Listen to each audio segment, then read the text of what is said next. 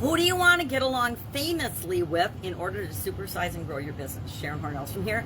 Our relationship-related idiom and expression today is to get along famously, and probably to get along famously with someone.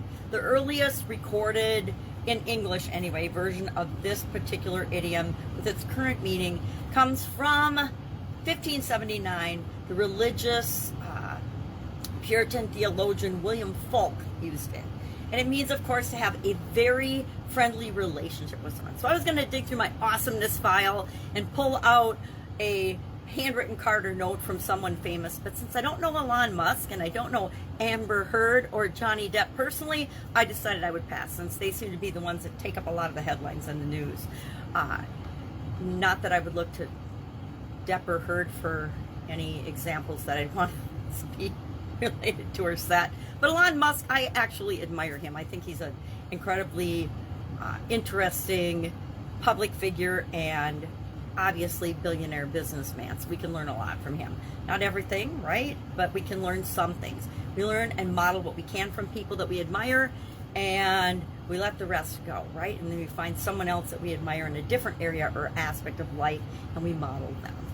So who do you want to get along with? Who do you think you need to get along with famously in order to build and supersize your business?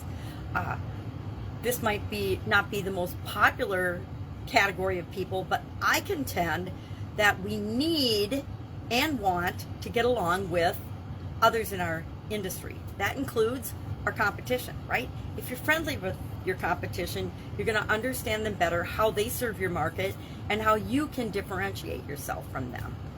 So competition, others in your industry, leaders in industries that are related to your industry that you can learn and model from to bring things into your industry that will help you grow and supersize. One of the fastest ways I have learned to supersize and grow whatever business I'm currently in or working on is to look to other industries. What works in the automotive industry may very well work in the financial industry. What works in manufacturing may very well work in the online world and in the course and consulting industry.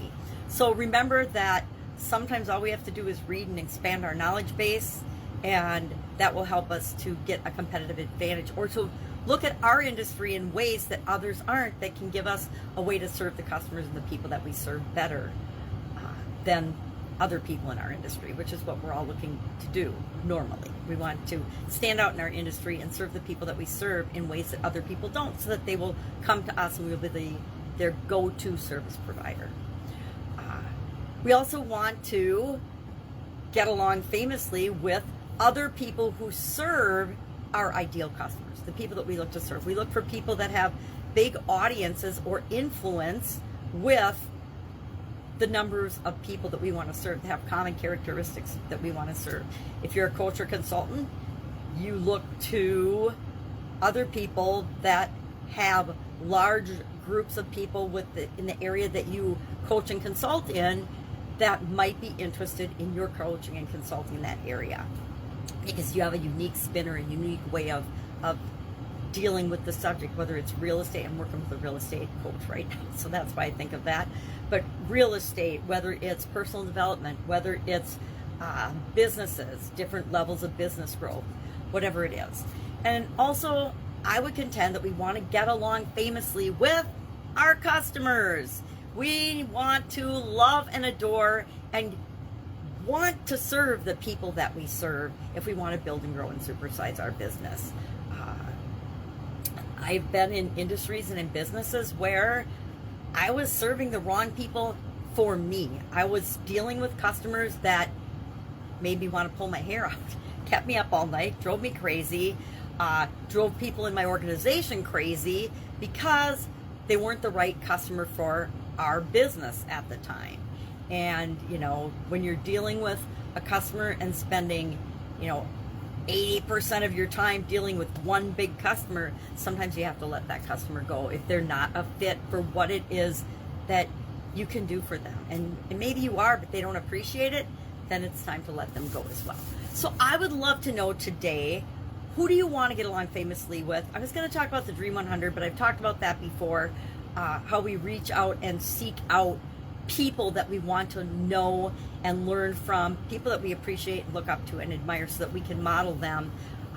And my key advice there is always find a way that you can serve that person first in order for them to want to be in a relationship with you, right? We give before we take. We give before we ask. We give before we ever expect to receive. And guess what?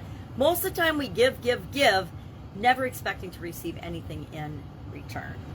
All right, so share in the comments below, who do you want to get along famously with? Who do you get along famously with? And how is that positively impacting your ability to grow and supersize your business? Love to hear a story or two about that. If I can help you in any way, hit me up and ask. Otherwise, I will be with you tomorrow. We're going to continue to talk about relationship-related idioms for the month of June. So if there's one you want to know about, make sure you hit me up soon, because we're running to the end of June. All right, have an awesome day, and I'll be with you tomorrow.